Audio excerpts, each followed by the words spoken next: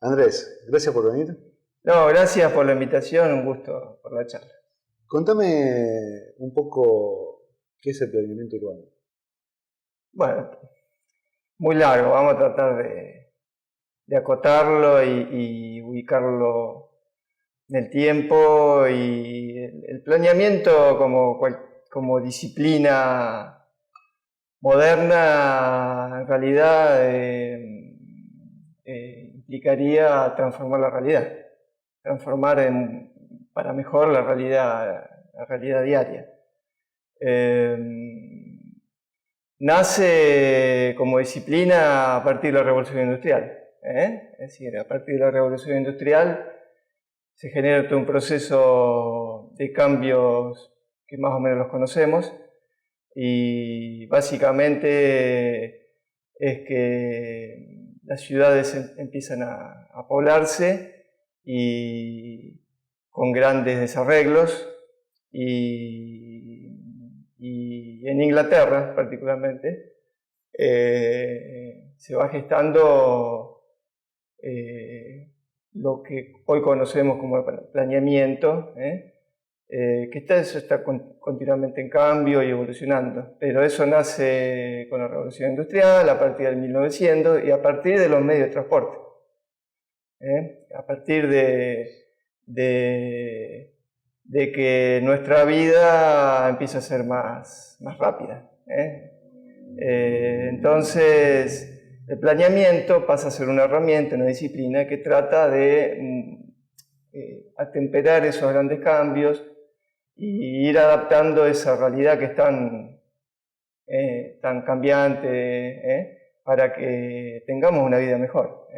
¿Condiciona el planeamiento? El ejemplo más cercano que tenemos acá en Latinoamérica es Brasilia. Sí. ¿Termina cerrando el proyecto o se cae por la falta de la convivencia social? Brasilia fue un ejemplo de lo que dije antes, tratar de cambiar la realidad. En Argentina también tuvimos la idea de llevar la capital federal a Viedma. En Brasil lo hicieron. En Brasil lo llevaron a un lugar despoblado, con ideas de principio de siglo, en donde lo que hay que meter o tener en cuenta a ver cómo te lo puedo explicar, es que en esa cuestión que yo te digo de la revolución industrial y de los grandes cambios, cuando plantean Brasilia y la llevan adelante, la idea era de que el hombre era parte integrante de un gran sistema, de una gran maquinaria. Ahí tenés que meter un montón de cosas. Por ejemplo, no sé, me viene a la mente el Ford con su línea de montaje del Forte, por decirte un dato. En esto de una sociedad productiva, una sociedad partícipe de todo un proceso, en donde en realidad, y también en esto, se pierde un poco la cuestión de la historia. Se deja de lado, se piensa de que la historia no existe, se deja de lado la historia. Y en esa idea de perder la cuestión histórica, van surgiendo estos ejemplos como puede ser Brasilia. Yo no te sé decir si hay otros ejemplos como Brasilia, intervención tan absolutas, ¿está? Y bueno, en Brasilia puntualmente es muy monumental, en donde hay otros valores, son ejes. Planteamos que Brasilia se planteó en un plan alto, como dicen los brasileños, es decir, una llanura pelada. Entonces plantearon ejes, y a partir de esos ejes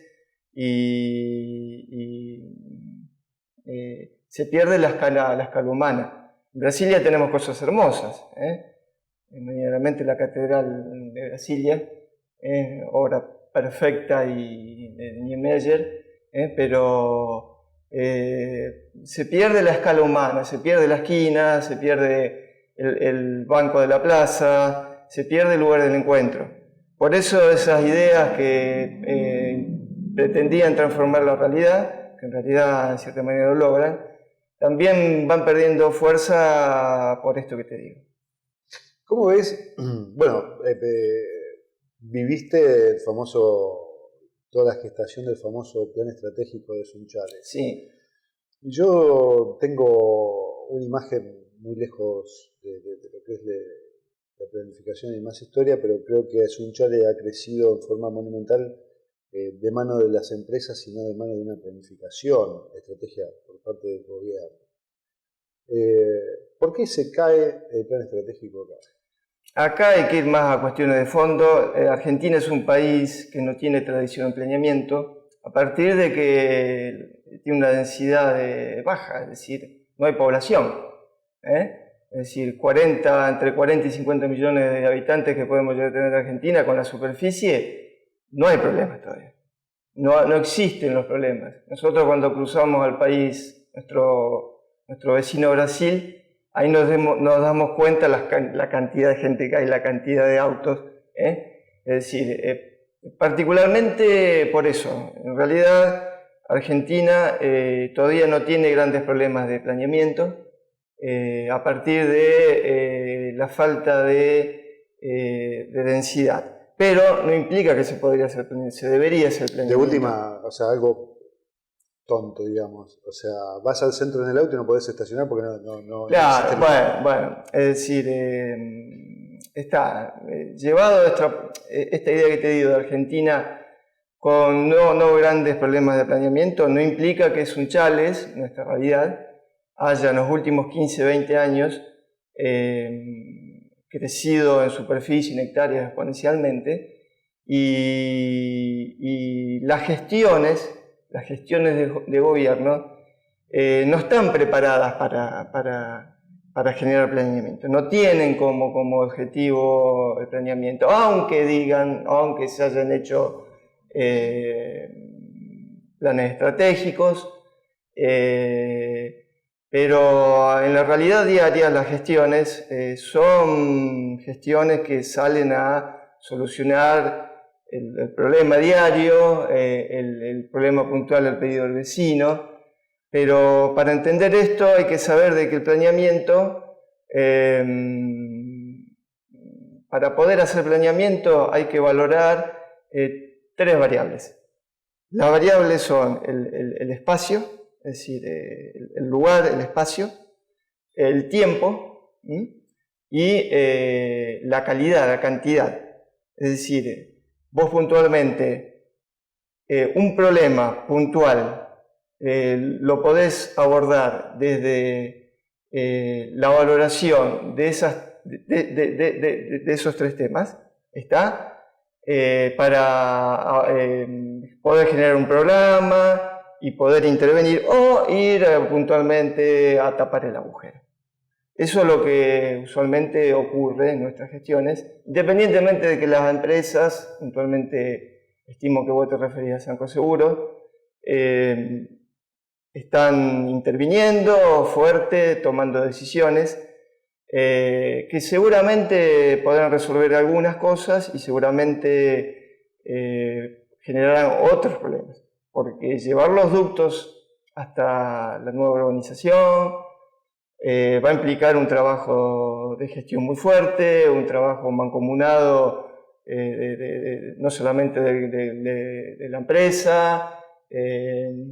Hay muchísimas cosas. Yo creo que la falta de planificación va a generar, como hacían los viejos cuando hacían la casa, que primero hacían la cocina, el baño y la pieza. Sí. ¿Cómo era el dicho? Pieza, cocina y baño. Sí. Y después al lado le paraban otra pared, hacían otro dormitorio, y bueno, sí, esas uniones nunca son uniones, o sea, siempre queda un espacio que se va agrietando. Bueno, eso, sí, eso es así, eso es lo que yo te dije. Argentina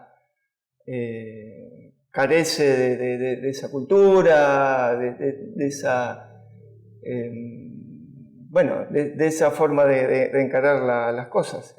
¿Es fácil para el político encarar el día a día no asumiendo el compromiso a largo plazo? No, en realidad las gestiones son cada vez más anárquicas o problemáticas, los problemas cada vez son más complejos. Es decir, porque yo te vuelvo a decir, vos a la realidad la podés encarar haciendo una valoración, un análisis de esa realidad y plantearte un proceso de cambio a partir de las variables que yo te dije. El espacio, el tiempo y el recurso. ¿Está? Entonces, si vos te planteas un objetivo con esas tres variables y la vas planteando por etapas, por programas, seguramente vas a llegar a un proceso de cambio, vas a generar el cambio. Pero ¿qué pasa? Acá no hay una cultura política, no hay una decisión política, y los problemas son acuciantes, de todo tipo. Seguridad, infraestructura, educación. Y yo creo que estamos muy mal, porque planteando de que no tenemos estadísticas serias, no tenemos el análisis real de lo que somos, no podemos transformar si negamos lo que somos. Yo creo que eso es lo más duro como sociedad. Hay que empezar a asumir lo que somos y que pretendemos ser, y seguramente el planeamiento se va a ir tomando como herramienta de gestión, pero mientras concretamente el INDEC que tuvimos del 2007 hasta hace unos días es la negación de la realidad. Sin estadísticas fiables y concretas no podemos transformar nada. Andrés, nombraste al maestro Niemeyer. La arquitectura se ha convertido realmente en un arte mundial, ¿no? O sea, las obras son realmente faraónicas y fantásticas. ¿Cuál es el arquitecto que te cala profundo? Arquitecto, sí, Niemeyer es un artista. Niemeyer es un artista, es decir, es como escuchar a Mozart. Es un artista. Aparte, uno que conoce, yo sin conocer mucho Niemeyer, pero Niemeyer vivió todo el siglo XX, es decir, vivió absolutamente todas las transformaciones que yo te dije de la revolución industrial. Todas las cuestiones políticas, todas las guerras. El tipo trascendió eso con su arte. Un tipo que me caló profundo y gracias a Dios pude ver obra fue Gaudí, este catalán también, es decir, un tipo que uno no puede entender cómo en su cabeza haya tenido todo lo que pudo llevar y está. Y volviendo al origen del planeamiento y demás, las obras, gran cantidad de obras de Gaudí están en lo que se llama el ensanche de Barcelona, que son una de las primeras urbanizaciones pensadas para el auto. Ya también principio de 1900, no sé bien fecha, que es un damero cuadrado, digamos, que no tiene nada que ver con este damero cuadrado de nuestras colonizaciones. Esto desde la colonia, España, o sea, no, esto era un damero cuadrado pensado en esto que yo te dije inicialmente del auto, de los medios de transporte, y bueno, haber conocido eso fue uno de los sueños de mi vida, ¿no es cierto? Haber conocido las obras de Gaudí, haber visto, y bueno, si de Gaudí, Argentina también hay arquitectos brillantes. Tengamos en cuenta, por ejemplo, que el edificio Cábana, en Buenos Aires, en su momento, en la década del 30, fue el edificio más alto del mundo hecho en hormigón armado. Es decir, una obra de arte también. Hay obras acá en Buenos Aires, Rosario, en Córdoba, bueno, obras preciosas. Es decir, preciosas. Decidiste instalarte en Sunchales después de haber andado por muchos lugares y después de haber conocido, sobre todo haber perfeccionadote en Brasil, en Curitiba. ¿Por qué elegiste Sunchales? ¿Por qué te quedaste? Mirá, son esas historias de la vida. Si te digo, si hice mal o hice bien, ya está. Seguramente el hecho de haberme recibido arquitecto en Rosario, una ciudad cosmopolita, y haber tenido la posibilidad de hacer un posgrado en planeamiento, gestión urbana en Curitiba, que es un poco el paradigma de planeamiento en Latinoamérica, y haber tenido oportunidad de viajar un poco por el mundo. Lo bueno de todo esto es que a mí me abrió la cabeza. Es decir,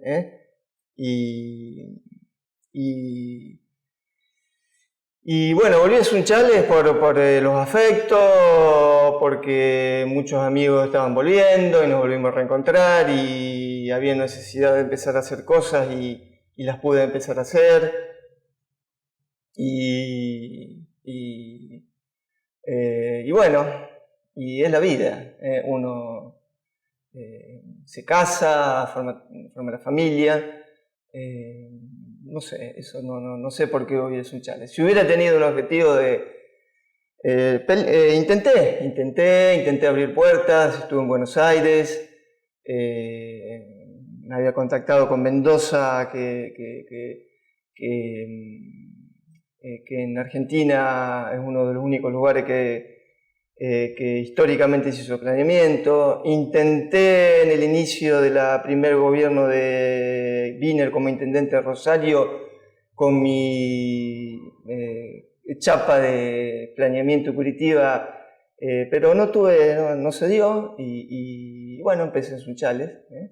Empecé en Sunchales en la gestión de Trincheri, como colaborando y bueno, pudimos hacer con Hugo Alacia como secretario de Obras Públicas, que tengo un recuerdo hermoso. Y bueno, se hicieron cosas en Sunchales, con Hugo Alacia, con Trincheri y bueno, y no me arrepiento. Andrés, muchas gracias por venir. No, gracias a vos por estos minutos y charlar de la vida. Gracias. Así es, maestro.